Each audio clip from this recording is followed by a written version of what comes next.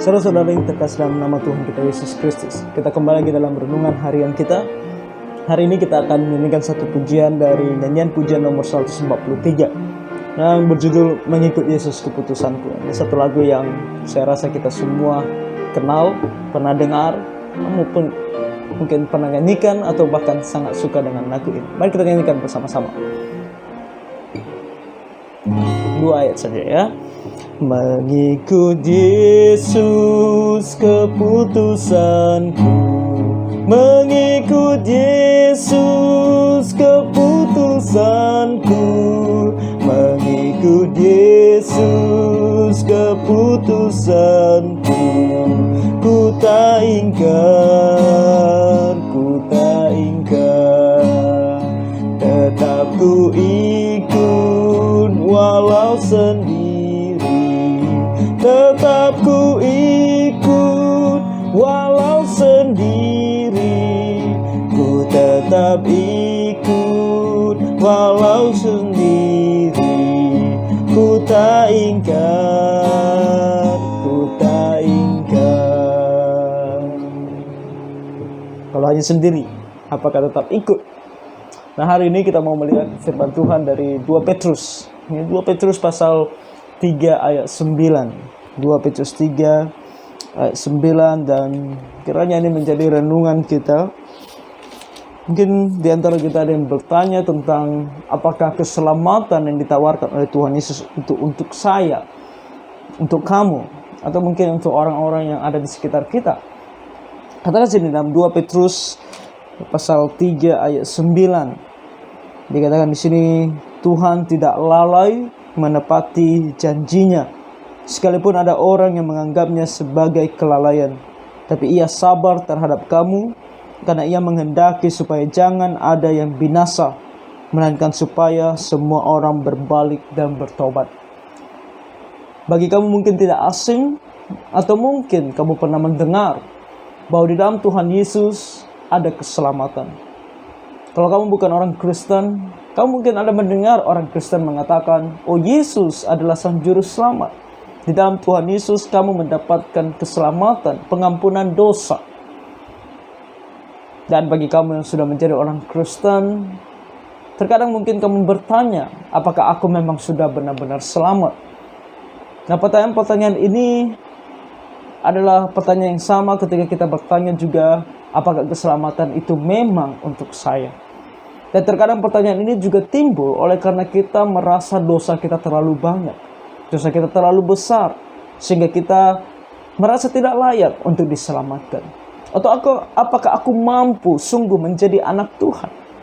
Nah, saudara-saudara, di sini kita melihat hal ini. 2 Petrus 3 ayat 9 ini mengungkapkan kepada kita suatu hal, yaitu pertama, dikatakan bahwa Tuhan tidak lalai menepati janjinya, sekalipun ada orang yang menganggapnya sebagai kelalaian. Apa yang dimaksud di sini sebagai janji Tuhan? Nah, janji Tuhan di sini terutama tertuju kepada ayat-ayat sebelumnya, yaitu tertuju kepada kedatangan Tuhan Yesus kedua kali. Nah, waktu Tuhan Yesus datang pertama kali, dia datang untuk selamatkan kita. Dia datang untuk mati di atas kayu salib sebagai pengganti kita, supaya kita yang harusnya dihukum tidak dihukum, karena Tuhan Yesus sudah menjalani hukuman itu, yaitu dengan mati di atas kayu salib. Nah, ada janjinya bahwa suatu hari nanti dia akan datang kembali. Dan ketika dia datang kembali, kita mempelajari dalam Alkitab bahwa dia datang bukan lagi untuk menyelamatkan, tapi dia datang untuk menghakimi. Untuk menghakimi semua orang yang tidak mau percaya kepadanya, untuk menghakimi dunia ini, dan bahkan untuk memusnahkan dunia ini. Lalu ada orang bertanya, dikatakan di sini tadi kan, bahwa ada orang yang menganggap dia lalai. Artinya ada orang yang mulai bertanya-tanya, oh, Tuhan Yesus bilang dia akan datang, tapi dia tidak pernah datang. Kapan dia datang? Dan banyak orang yang tidak mau percaya bahwa Tuhan Yesus akan datang. Mereka tidak percaya bahkan bahwa Tuhan Yesus adalah Tuhan yang akan menghakimi dunia. Banyak alasan mereka, banyak cara mereka untuk melarikan diri dari fakta kebenaran ini. Namun, kenapa Tuhan Yesus belum datang? Karena Tuhan Yesus mau supaya kamu diselamatkan. Makanya di sini dikatakan, karena ia menghendaki supaya jangan ada yang binasa. Tuhan begitu mencintai semua manusia tanpa terkecuali. Tuhan sayang kepada kita semua. Tuhan sayang kepada kamu. Tuhan sayang kepada semua orang ada di sekitar kamu. Dan Dia mau kamu diselamatkan. Dia mau supaya kamu beroleh keselamatan dan hidup kekal di sorga selama-lamanya. Itu yang Tuhan mau. Dan Dia mau selamatkan kamu. Makanya di sini dikatakan, melainkan supaya semua orang berbalik dan bertobat. Ini adalah fakta kebenarannya. Bahwa Tuhan Yesus mengasihi kamu. Keselamatan ditawarkan kepada semua orang. Ditawarkan kepada kamu.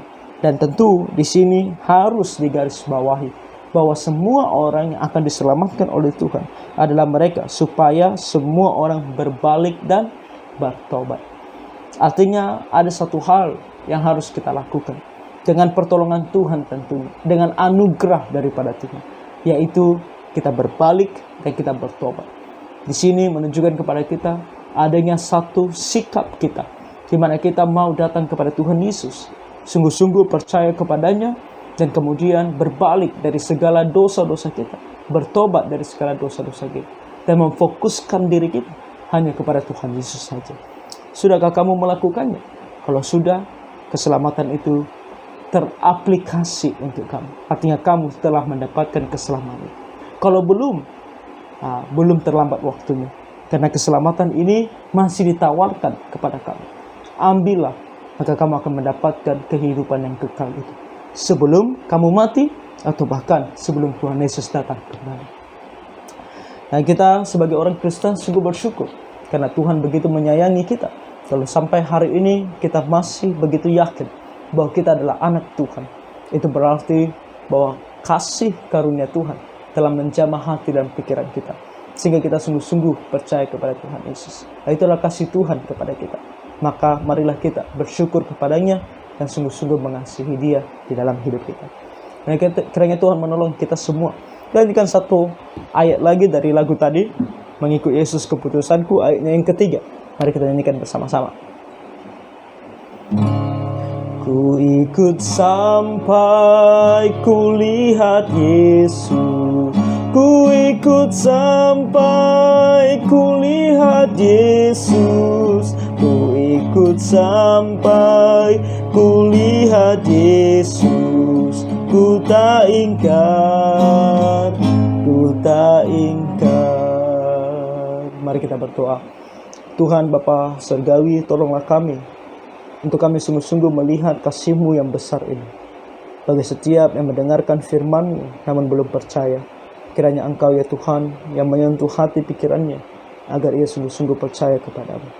Dan setiap kami yang telah mengaku percaya, agar kiranya hati dan pikiran kami Tuhan sungguh-sungguh telah percaya kepada Tuhan Yesus. Dan biarlah dalam hidup kami mengasihi Engkau sebagaimana Engkau telah mengasihi kami. Hari ini Tuhan kami serahkan ke dalam tangan-Mu. Ketika kami akan melaksanakan segala aktivitas kami, kiranya Engkau Tuhan yang menolong kami. Ampuni kami dari segala dosa pelanggaran kami Tuhan. Dalam nama Tuhan Yesus kami berdoa dan mengucap syukur. Amin. Demikian renungan kita hari ini. Tuhan memberkati.